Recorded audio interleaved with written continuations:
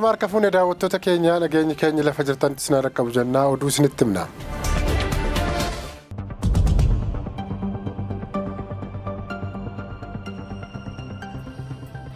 Oromiyaatti galmeen barattootaa har'a eegaluu biiroon barnoota Oromiyaa beeksise.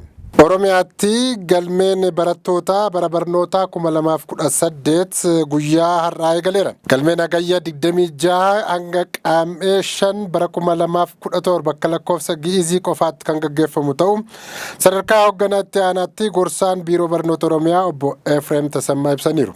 Haaluma kanaan guyyaa har'aa eegalee manneen barnootaa bu'uura boruurraa hanga kutaa 12ffaa naannoo Oromiyaa keessatti argaman hundatti galmeen barattoota idilee fi haaraa ifattee galeera. Biirichi qaamee 5 gaafa 2017 akka lakkoofsa gi'iziitti booda galmee kan hin raawwanne ta'u obbo Efreem himaniiru. Bu'uuruma kanaanii maatii fi barattoonni guyyaa eerame keessatti galmee akka xumuranis yaadachiisaniiru. Balaa tiraafikaa godina Arsii dhiyaatti mudateen namoonni 5 du'aniiru. Qabeenyis manca'eera. Godina Arsii lixaa aanaa Nagellee Arsiitti balaa tiraafikaa mudateen lubbuun namoota 5 battalumatti darbuu qabeenya irras miidhaan dhaqqabuu koomishiniin poolisii Oromiyaa beeksiseera. Balaa sanaan konkolaachisaa baajaajii dabalatee lubbuun namoota 5 battalumatti yogguu darbu nama tokkorra immoo miidhaan qaamaa cimaa fi nama tokkorras miidhaan qaamaa salphaa gaheera. Balichi konkolaataa Ayisuuzuu jedhamu magaalaa Baatuurraa gara magaalaa Nagallee Arsiitti osoo imalaa jiru aanaa Nagallee Arsii bakka addaa riqicha Chaayinaa jedhamee waamamutti yeroo ga'u baajaajii magaalaa Nagallee irraa gara Dooleetti imalaa jirtu waliin walitti bu'uun kan gahe ta'u to'ataan nageenya tiraafikaa aanichaa ibsaniiru ka jedhe waajjira koominikeeshinii aanichaati.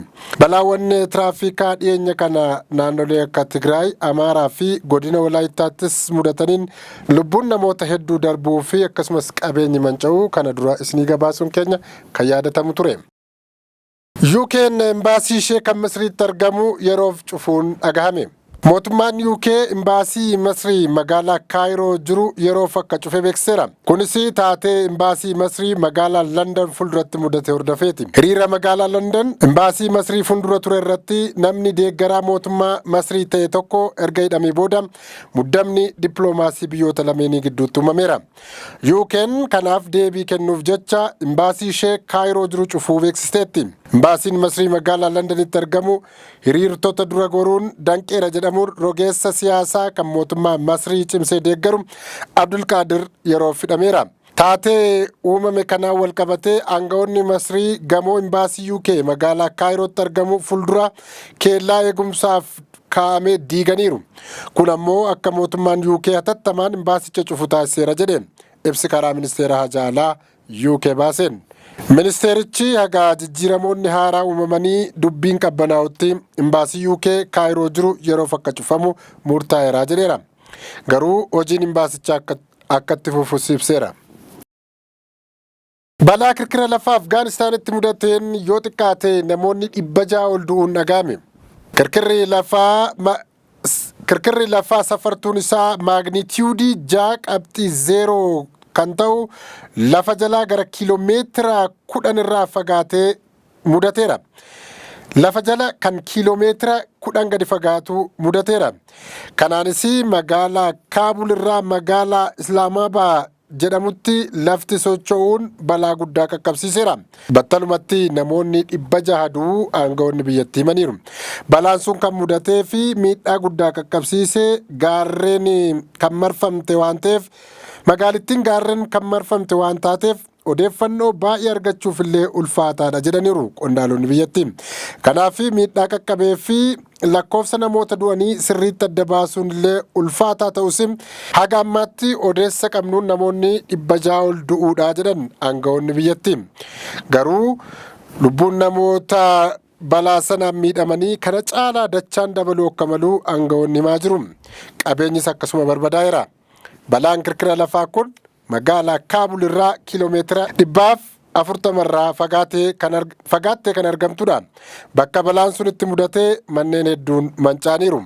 Qondaalonni mootummaa biyyattii gargaarsa idil-addunyaa gaafataa akka jiran Aljeeziraa, CGTN fi BBC'n gabaasaniiru.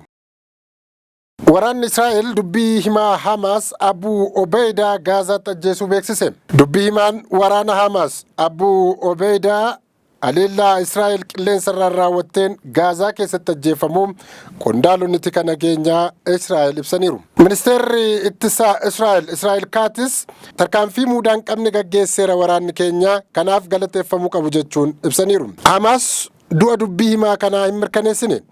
Gareen hidhataa Filisxeem haleellaa qilleensaa naannoo manneen jireenyaatti raawwateen namoonni nagaa ajjeefamuu fi madaa'uu ibseera. Gaazexeessitoonni Gaazaarraa akka gabaasanitti haleellaa ollaa namni itti baay'atu bakka Al-Rahamaal jedhamu keessatti raawwatameen yoo xiqqaate namoonni 8 hogguu ajjeefaman kanneen 20 ta'an ammoo madaa'aniiru. Kaatis kaleessa ibsa kennaniin michoonni yakka Obeydaa biroonis duula haleellaa jabeessinee Gaazaa keessatti gaggeessinuun irratti xiyyeeffannee isaan baddu baafna jechuudhaan itti dhaadatan. Kunis qaama magaalaa Gaazaa to'achuu akka ta'es ibsaniiru. Obeydaan miseensota waraanaa Hamaas gameeyyii muraasaa hamma yoonaa Israa'eliin hin ajjeesiin hafan keessaa tokko ture. Ollaa Al-Rimaa keessatti gamoon abbaa darbii 6 darbii 2ffaa fi 3ffaa kallattii lamaan misaa'ilaan hogguu haleelamuu miidiyaaleen gurguddoo gabaasaniiru. Kabajamtoota daawwattoota keenya oduu har'aaf jennu kanumaan goolabna turtii gaarii isiniin jenna.